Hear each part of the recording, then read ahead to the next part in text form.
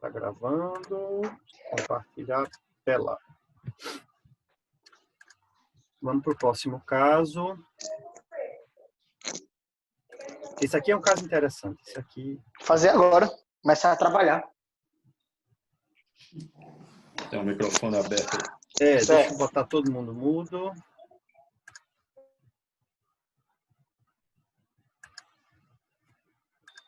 Então, vamos lá. Esse é um paciente de 66 anos, com história de dispneia e uma troca de válvula mitral há 12 anos. Esse paciente, ele fez um ecocardiograma, mostrou aqui dilatação de câmaras esquerdas, volume atrial aumentado, movimento paradoxal com contratilidade normal, fração de ejeção de 77%. E da prótese mitral, que era uma bioprótese, havia descrição: norma implantada, folha dispersados com abertura normal, gradiente diastólico médio de 22 e um refluxo excêntrico de grau leve. Chamou a atenção um refluxo tricústico com pressão de artéria pulmonar de 75, o paciente tinha dispneia e o clínico provavelmente deve ter auscultado um sopro mais importante do que leve nessa prótese mitral. Isso não é a regra, né? Muitas vezes a gente tem essas situações mais suspeitadas pelo eco do que pela clínica, mas... E aí é uma outra pegadinha, né? Que a gente vê com frequência, é muitas vezes só acreditar no eco torácico quando você tem a prótese, e o ideal sempre, quando existe discordância clínica e ecocardiográfica, complementar com eco transesofágico. Então, esse paciente fez um ETE e o ETE mostrou esse grande refluxo excêntrico, tá? Um refluxo que é muito difícil, muitas vezes, pelo torácico você detectar, porque ele pode se dirigir para uma zona que o corte do torácico ele não consegue definir muito bem e ter o efeito coanda também, tá? Dependendo, inclusive, de janela e tudo mais. A questão aqui principal para quem faz eco, quando pegar um eco de uma insuficiência mitral em válvula nativa, ou no caso aqui de uma prótese, existem alguns dados que chamam a atenção para que essa prótese essa válvula ela possa ter uma insuficiência mais de que leve, tá? A PSAP é aumentada, e uma coisa aqui que foi bem discordante, como é que a abertura estava normal e o gradiente diastólico estava tão aumentado, né? Qual seria a justificativa para você ter um gradiente aumentado, né? Que não fosse estenose, já que a válvula não é estenótica? A única justificativa que teria é um refluxo que fosse importante, provocando um efluxo do átrio para o ventrículo esquerdo aumentado, um hiperfluxo, e aí esse gradiente seria justamente por conta desse hiperfluxo. Quer comentar alguma coisa, Eugênio? Não, é isso aí. Eu acho que desde que o clínico suspeite de que há uma disfunção de prótese ou que tem alguma coisa alterada na prótese, ou uma ausculta, e às vezes você pode até nem auscultar esse tipo de alteração, mas o que chama a atenção, se você está pedindo, inicialmente se pede, na realidade, para uma avaliação de uma prótese, sempre é o estudo transtorácico, é o exame inicial. Mas desconfie de um laudo que diz que a prótese está normal quando você tem sinais de hiperfluxo e uma pressão sistólica na artéria pulmonar elevada como essa daí. Então, provavelmente, alguma alteração não foi perceptível no exame transtorácico. Esses casos, está muito bem indicado, acho que é uma das principais indicações do estudo transesofágico é para avaliar esse tipo de situação, pacientes com prótese que você suspeita de que não está alguma coisa normal com essa prótese. Então, o transesofágico é muito bem indicado nessas situações. Inclusive, e aí você mostrou já o transesofágico, né? Aí eu queria, eu não sei se a próxima, não me lembro se a tua próxima apresentação vai ser em relação à prótese, ou a transesofágico, vai? Ou você já vai mudar de assunto, não? Não, vai ser... Não, a gente poderia continuar em válvula e você apresentar não tem um caso, Tá né, de bom, válvula? ok. Tem. Então pode seguir, Jordão. Aqui está perguntando sobre a questão do efeito Coanda, tá?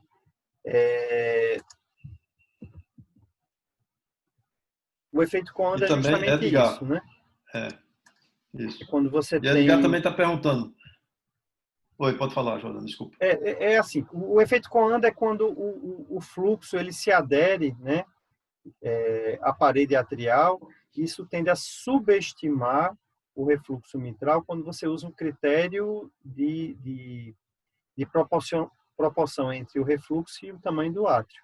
A gente sabe que o ideal é você usar vena contrata, o PISA, né, o Aero do PISA, de que realmente...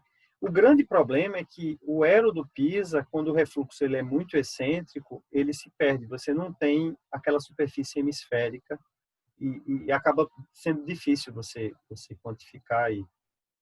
Tá? Uma outra coisa importante, toda vez que o refluxo for excêntrico, é você procurar onde ele começa e onde ele termina. Se você só identifica o começo dele logo atrás da válvula mitral, você tem que ir angulando o transdutor até você encontrar o ponto máximo onde ele se espalha dentro do lado esquerdo. E aí, no torácico é mais difícil, né? O efeito Coanda, na realidade, o jato se espalha pela parede, ele perde energia cinética. Ele aparenta ser um jato fininho, mas na realidade ele está espalhado por toda a parede pela perda de energia cinética e dá a impressão de que não é um jato importante, mas é. E Edgar comentou aqui também que o diâmetro do V é aumentado. Se você não tinha esse diâmetro aumentado nos exames anteriores ou até antes de implantar a prótese, é uma coisa também que chama a atenção para um provável refluxo mais acentuado dessa prótese, Edgar. Isso. Inclusive, a própria fração de ejeção, ela superestima, né? Na hora que a prótese rompe Exatamente. e tem uma insuficiência mitral, essa fração de ejeção, ela aumenta subitamente, justamente por conta disso aí. Sim, você quer mostrar o seu?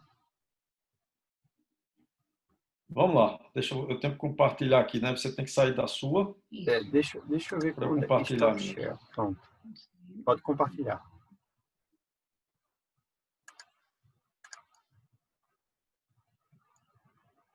Está dizendo aqui aqui. Uhum. Clico aqui. Uhum. Botei a apresentação tela cheia. Compartilhar. Isso.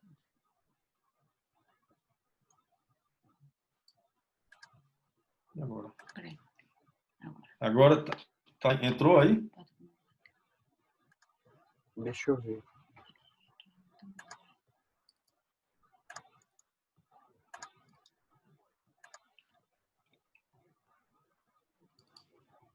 Acho que não. Aqui, né? Eu botei a opção de qualquer participante poder compartilhar a tela. Não sei porque não... Você está vendo não a minha tela não? Não. Não? Ali não.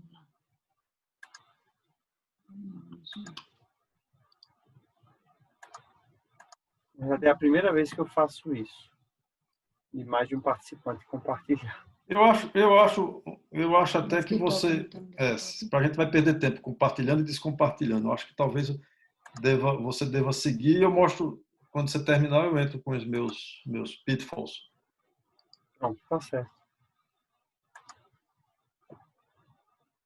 Então, deixa eu compartilhar de Ele novo. vai entrar, ele vai entrar.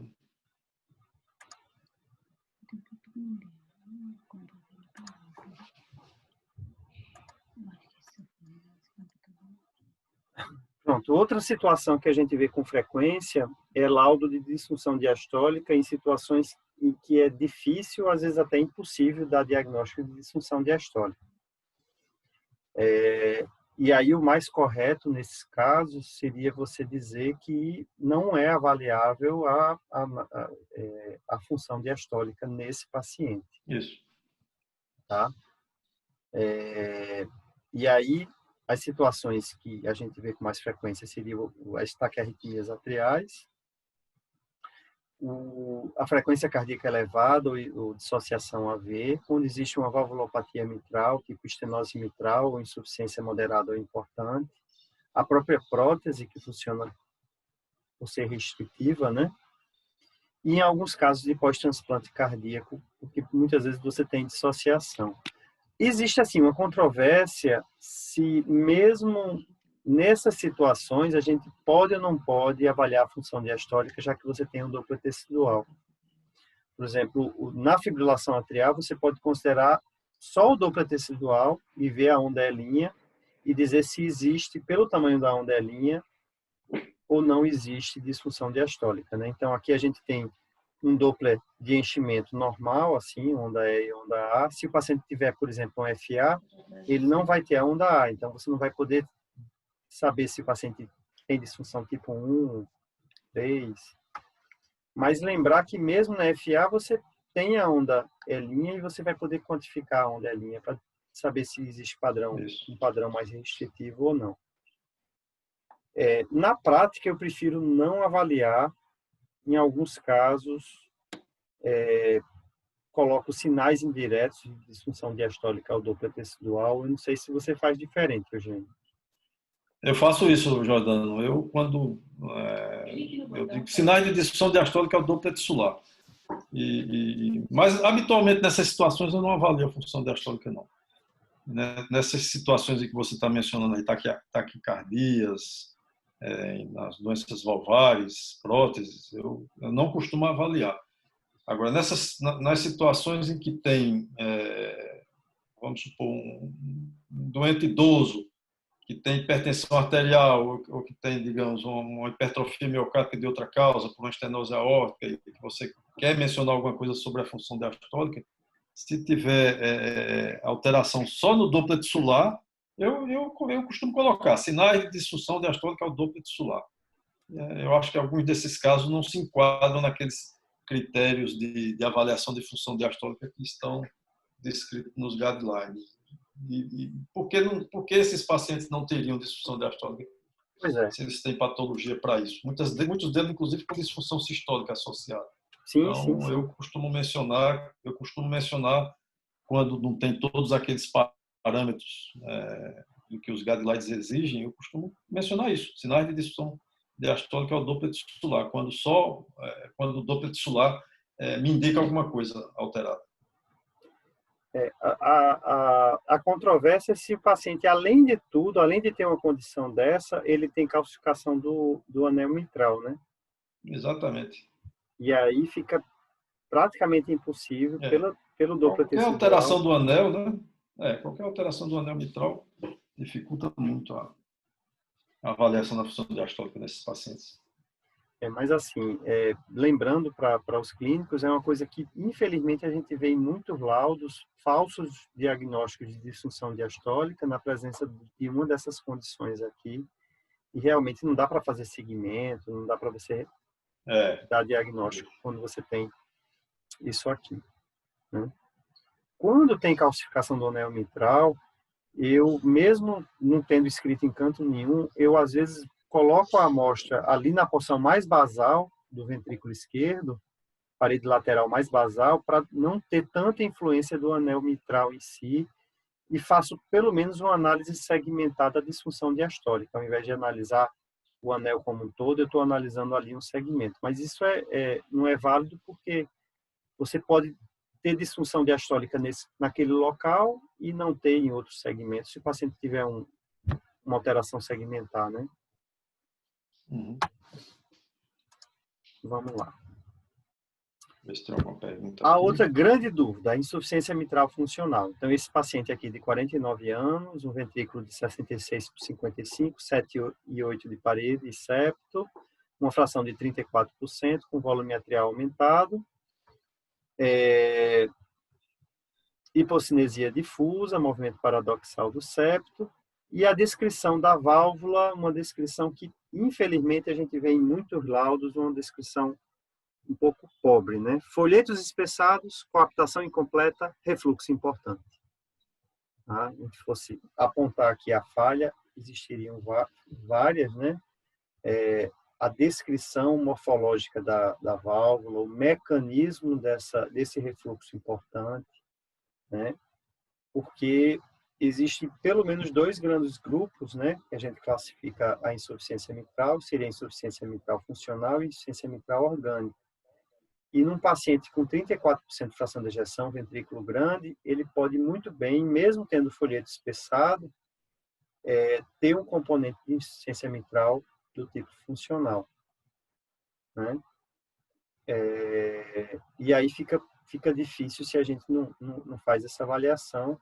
Não necessariamente você vai precisar de um ecoesofágico, né? Aqui, principalmente se você tiver dúvida ou se a imagem do torácico não for boa, mas só para vocês, os clínicos principalmente, se situarem, você tem que descrever se a válvula ela tem abaulamento tipo prolapso, se existe um déficit segmentar com um repuxamento aqui de TENT, né? Repuxamento do folheto, ou um TENT global por miocardiopatia dilatada, e aí esses folhetos eles não conseguem coaptar porque eles estão sendo assim tracionados, né? E o refluxo é puramente funcional, ou se você tem outra coisa mais rara, como uma cordoalha rota, né? Uma outra situação. Então, a descrição anatômica da válvula ela é importantíssima. A dificuldade que a gente vai ter é se o paciente tiver um mecanismo misto, né? Um paciente, vamos supor, idoso, com doença degenerativa ou doença isquêmica, e você tiver o mecanismo funcional, né? E orgânico ao mesmo tempo. O que é que você acha aí, Eugênio? Sem dúvida.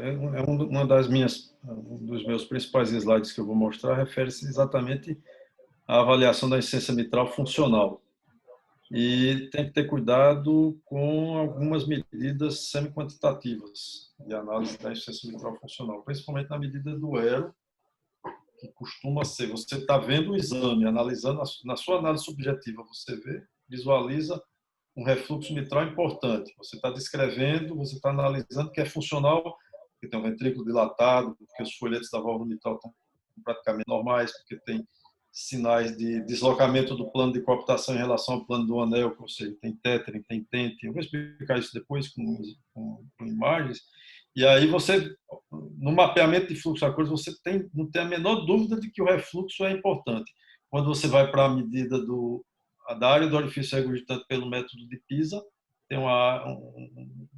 detecta uma insuficiência mitral leve. Então tem que ter cuidado com isso, que esse ERO, essa medida do orifício regurgitante, está muito sujeito a erros pelo método convencional, pelo método de PISA, nesses pacientes que têm insuficiência mitral funcional. Então, isso é uma grande causa de erro nesses exames, é você aceitar essa medida como sendo verdadeira nesse tipo de paciente. E eu vou explicar por quê depois nos meus slides. Jordano, talvez você já está mostrando alguma coisa aí, mas eu vou enfatizar essa parte também. Era só para exemplificar isso que eu falei, né, da quantificação, você tentar colocar o máximo possível de informações na quantificação, principalmente porque muitas vezes esses exames eles vão ser repetidos, né? Então, mesmo que o clínico não entenda muito dessas informações, o que é uma vena contrata, o que é uma superfície orifício regurgitante, que eu acho que deveria entender, porque é uma coisa que realmente influencia tanto, né, no diagnóstico, e conhecer, como você disse, as limitações.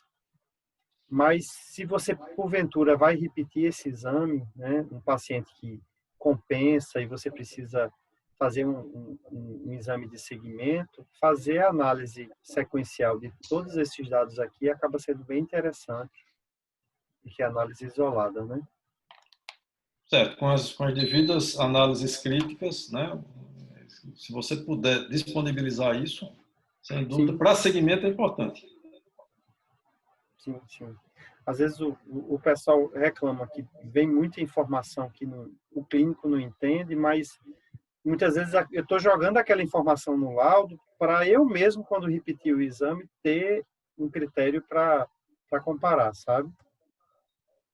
Mas isso que você está falando é certo. Hoje em dia, a insuficiência mitral é uma doença tão prevalente, a insuficiência mitral funcional principalmente, existem termos que estão sendo cada vez mais utilizados nos laudos de ecocardiografia e que os clínicos têm que se inteirar a respeito dessa terminologia, têm que saber o que significam esses termos, como tétara, como TENT, para entender até a fisiopatologia da doença e questionar o seu médico, o seu ecocardiografista, quando ele achar que tem alguma coisa errada no seu laudo. Então, insuficiência mitral é uma coisa importantíssima e você tem que entender bem a fisiopatologia, o clínico tem que entender bem a fisiopatologia e estar a par dessa nova terminologia que deve constar nos laudos dos ecocardiogramas. Quanto mais informações o ecocardiografista disponibilizar em relação a essa patologia, mais fácil até torna o manuseio desses pacientes por parte dos clínicos. E até eles entenderem, porque, pelo menos eu, não sei você, eu às vezes coloco o laudo em cima do muro, né? Moderado a importante. Quando eu tenho um critério que é para importante, outro critério que é para moderado, e você fica ali realmente na dúvida e, infelizmente, a gente sabe que você dá um laudo como importante, muitas vezes vai significar uma indicação cirúrgica. Então, é uma coisa muito séria. Claro. Sem dúvida. Às vezes a gente fica em cima do muro mesmo.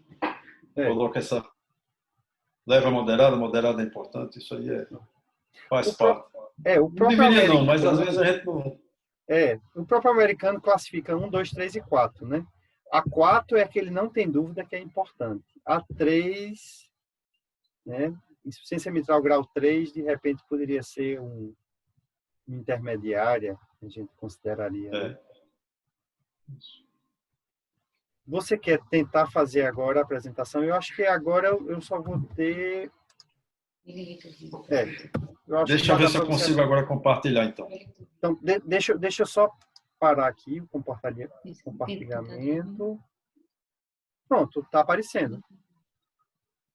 A minha está aparecendo? A sua tela está aparecendo. Pitfalls. Tá, só que eu não estou vendo. A sua aula está aqui. Onde está a tua aula? Deixa eu encontrar minha aula que eu não estou vendo ela aqui. Deixa eu minimizar aqui essa minha tela. Está selecionada, inclusive.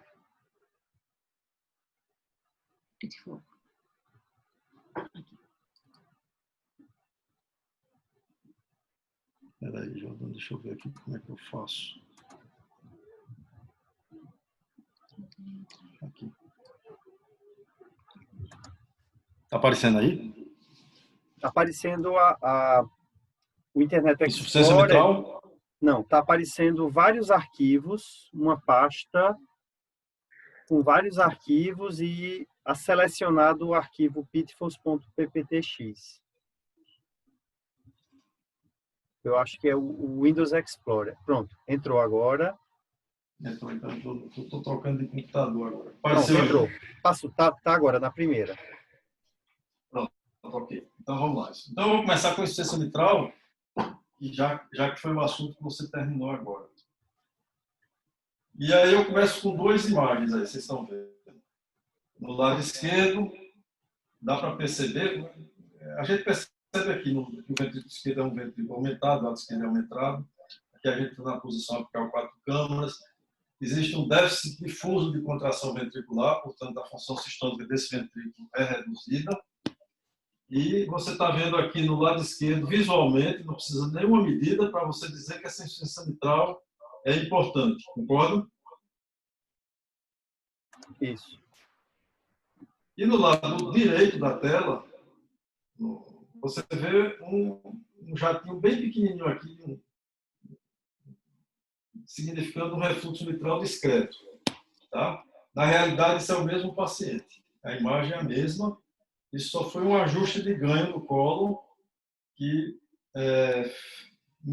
fez subestimar o grau desse refluxo aqui que eu estou apontando na setinha. Não sei se vocês estão vendo a setinha, mas é importante ter cuidado, isso para os ecocardiografistas, cuidado com o ajuste de ganho do mapeamento de fluxo a cores, que você tanto pode aumentar um refluxo discreto, como você pode reduzir um refluxo importante, tá? Dependendo do ajuste de ganho do equipamento. Tá? Então, esse é o mesmo paciente, é o mesmo tempo de aquisição de imagem, só modifiquei o ganho do colo. Em relação à insuficiência mitral, isso aí é importante para os clínicos que estão aqui assistindo a gente. Vejam só, eu tenho alguns slides que vão facilitar o entendimento dos mecanismos da insuficiência mitral funcional e de alguns termos que a gente tem utilizado nos nossos laudos. Como eu falei anteriormente, que deve ser de domínio clínico também.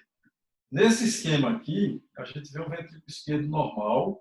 Vejam que a coaptação dos folhetos é próxima do plano do anel e a zona de contato dos folhetos na cista é uma zona ampla. Nesse outro caso aqui, houve uma dilatação, remodelamento ventricular. Isso fez o quê? Tracionou o músculo papilar no sentido apical. O músculo papilar deslocado traciona as cordas tendíneas e as cordas tendíneas deslocam o plano de coaptação dos folhetos para longe do plano do anel e reduzindo a superfície de contato dos folhetos na cista, provocando refluxo mitral. Então, esse tracionamento que a gente chama aqui, que a gente vê aqui, é o que a gente chama de tethering, que é uma palavra em inglês que não tem tradução para a língua portuguesa. Mais ou menos tração. E o tethering provoca o tenting, que é esse deslocamento do plano de coaptação em relação ao plano do anel. Então, só existe tenting na tradução significa tenda, porque parece uma tenda. Só existe tenting quando há tethering. Então, isso são termos que a gente está vendo cada vez mais nos laudos de ecocardiografia, e isso explica a fisiopatologia da insuficiência mitral funcional, tanto por doença isquêmica como por miocardiopatia dilatada. Ok? Deixa eu mostrar. Esse aqui é um caso, espera aí, eu acho que adiantou um pouquinho aqui. Deixa eu voltar aqui. Aqui é que eu tive. Aí a apresentação. Esse slide foi computado. Eu tive que mudar de computador porque o outro não está compartilhando. Então, esse aqui é um outro slide que mostra o que é o tethering e o que é o tenting. Nesse caso aqui é um ventrículo normal. Vejam aqui a coaptação normal dos folhetos da válvula mitral. Nesse doente com uma doença isquêmica, nesse exemplo aqui, uma doença isquêmica, alterando aqui essa região, remodelou o ventrículo esquerdo, tracionou o músculo papilar no sentido apical, puxa, traciona as cordas tendíneas, isso é o que a gente chama de tethering, provocando aqui uma abertura, uma falha de coaptação, um distanciamento do plano de coaptação aqui em relação ao plano do anel, formando tenting. Então, esse é um mecanismo da insuficiência mitral funcional. Vejam na imagem tridimensional de um paciente com uma doença semelhante. Observem aqui que nessa tomada aqui a gente está vendo a visão do cirurgião, os 3 escálopes do folheto anterior, os 3 escálopes do folheto posterior. Quando eu paro a imagem na sístole, aqui o eletrocardiograma está bem aqui no final da onda T, observem que há uma nítida falha de coaptação entre todos os segmentos, mais acentuadamente entre A1 e P1 e A2 e P2 do que entre A3 e P3. Mas esse é o mecanismo, um dos mecanismos da insuficiência mitral funcional. Tá? Vejam que tem uma falha de coaptação entre todos os segmentos. Aqui é um outro exemplo para demonstrar isso. Como essa imagem que eu mostrei do ecocardiograma é parecida com essa. Um infarto aqui nessa região provocou tethering, tenting, uma falha de coaptação ocupando toda a extensão, todo o plano de coaptação de todos os segmentos dos folhetos da válvula mitral. Então, esses são os principais mecanismos da insuficiência mitral funcional. E por que não dá certo calcular o método, o refluxo para esse tipo, a área do orifício regurgitante para esse tipo de paciente? Porque o método de PISA, eu não vou entrar em detalhes, porque aqui eu estaria dando aula para ecocardiografista, eu estou falando da maioria para clínico. O método de PISA preconiza, quando a gente mede o raio de uma determinada ou diâmetro de uma determinada estrutura, que nesse caso aqui é a convergência proximal, ele preconiza que a gente está medindo um orifício, e o orifício é esférico. E nesse caso que eu mostrei para vocês, o aspecto da falha de coaptação dos folhetos é um aspecto semilunar, não é esférico. Por isso que o método de PISA, nesse caso, não é válido. Você costumeiramente vai subestimar o resultado desse paciente. Tá? Nesse paciente aqui, por exemplo, a gente está vendo um corte paraesternal no corte apical 4 câmaras, no insuficiência mitral funcional. observe que tem um refluxo excêntrico importante. O transesofágico desse mesmo paciente confirma, sem precisar fazer nenhuma medida, que se trata de um refluxo importante, com um pouquinho de efeito coanda. Quando a gente vai para o método de Pisa, olha o que deu aqui. Uma área do orifício regurgitante de 0,26 cm², ou seja, seria uma insuficiência mitral, um volume regurgitante de 40 ml, ou seja, seria uma insuficiência mitral leve a moderada, digamos assim. Tá?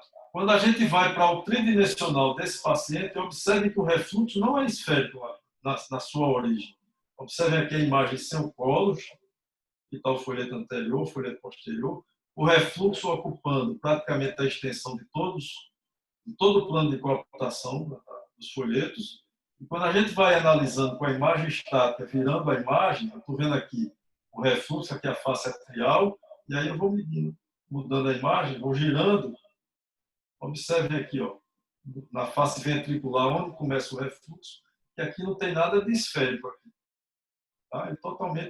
Ele assume um aspecto semilunar, digamos isso.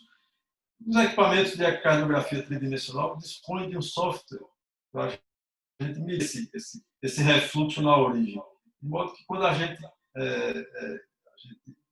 coloca várias imagens, vários planos ortogonais, a gente consegue encontrar essa imagem aqui, ó, o corte tridimensional. Aqui onde começa o refluxo. Aqui está o folheto anterior, aqui está o folheto posterior. Aqui seria como os segmentos A1, P1, A2, P2, A3, P3. Então o refluxo pega todos os segmentos e ele não tem nada de esférico aqui no seu formato. Então, quando a gente faz a planimetria dessa região, que a gente chama vena contracta 3D, corresponde, na realidade, à área do orifício regurgitante, o valor é bem diferente, 0,54. Então, quando a gente compara o método de Pisa convencional nesse mesmo paciente, a gente tem uma insuficiência mitral leve, enquanto que no real, esse paciente tem um ego de 0,54, ou seja, acima de 0,4 cm², é uma insuficiência mitral importante. Portanto, se a gente considerar isso aqui como válido, a gente está dizendo que essa insuficiência mitral é leve. No real, essa insuficiência mitral é importante. Então, o que é que eu quero dizer com isso? Desconsiderem ou analisem criticamente a medida do orifício regurgitante de insuficiência mitral funcional pelo método convencional. Não acreditem muito nisso, costuma subestimar. Ok? Giordano, quer falar alguma coisa? É isso mesmo. E ainda tem um detalhe, né? Se o refluxo mitral ele não é holossistólico, você também pode correr o risco de calcular uma área diferente da área total, e aí o ideal é você considerar sempre também o volume regurgitante, né? Uma área grande, mas num refluxo telesistólico, não vai dar um volume de regurgitação tão importante. Isso. E eu já vi laudo dando como importante, porque o ERO era grande, mas o volume de regurgitação era pouco, porque era um refluxo telesistólico. Correto. Então, uma outra situação que causa é considerada armadilha também. São as chamadas estenose valvar, na avaliação de estenose valvar aórtica, principalmente nas situações de baixo fluxo e baixo gradiente, que é uma situação bastante frequente, em torno de 40% dos casos. Então, a gente, só para relembrar rapidamente, os estágios de evolução da estenose mitral, a gente, presente nos guidelines, tem 4 tipos. No estágio A, quando existe o risco de desenvolver a doença, o paciente é predisponente. O estágio B, quando aquele paciente tem uma estenose mitral aórtica de grau leve e moderada. O estágio C, quando a estenose aórtica é grave, né, principalmente no paciente assintomático. E esse caso, essas situações são aqueles praticamente que é o ideal que a gente encontra no ecocardiograma quando tem gradiente alto, área pequena, velocidade de fluxo alto. E geralmente os dados batem, mas tem a situação de estágio D. É esse que causa mais confusão, tanto para o ecocardiografista como para o clínico. São as estenoses graves, aórticas, principalmente os estágios D2 e D3, que são as situações em que tem baixo fluxo e baixo gradiente. Então, são nessas situações que eu vou me deter um pouquinho mais. O estágio D2 é aquela situação em que você tem o clássico low flow, low gradient. É aquele paciente que tem baixo fluxo e baixa velocidade porque tem uma disfunção sistólica do VE. Isso está explicado, porque se tem disfunção sistólica, a quantidade de fluxo impulsionado por um déficit de função sistólica do ventrículo esquerdo é baixo, através da válvula aórtica, isso vai causar baixo fluxo e baixo gradiente. Tá? Então, a fração de ejeção desses pacientes costuma ser abaixo de 50%, o gradiente médio é menor do que 40%, o volume sistólico menor do que 35 ml por metro quadrado, mas a área valvar é menor do que 1 centímetro quadrado. Tá? Nessa situação, a gente sabe que, Jordan faz muito bem isso, está indicado o ecocardiograma de estresse, porque com o ecocardiograma de estresse a gente pode aumentar a força de contração ventricular, melhora o fluxo que passa pela válvula, e aí a gente vai saber se realmente essa estenose é verdadeira ou não. Mas o que causa maior confusão entre os ecocardiografistas e entre os clínicos para interpretar é o estágio D3.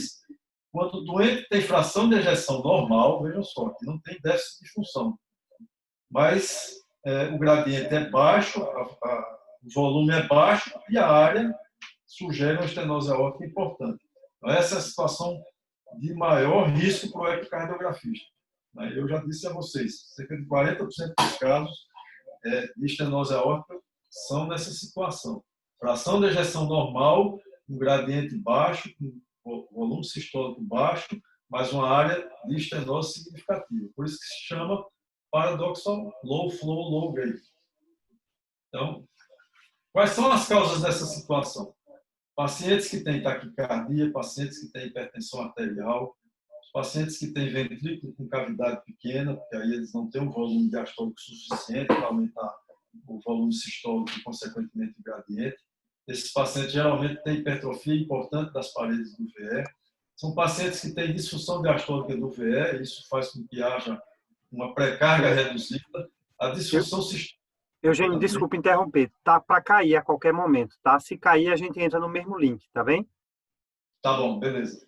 Então, a hipertensão pulmonar é uma situação que provoca a redução da pré-carga. Outras valvulopatias concomitantes também, porque reduzem a pré-carga, como a estenose mitral, a insuficiência mitral e a insuficiência tricúspide. Então, pacientes nessa situação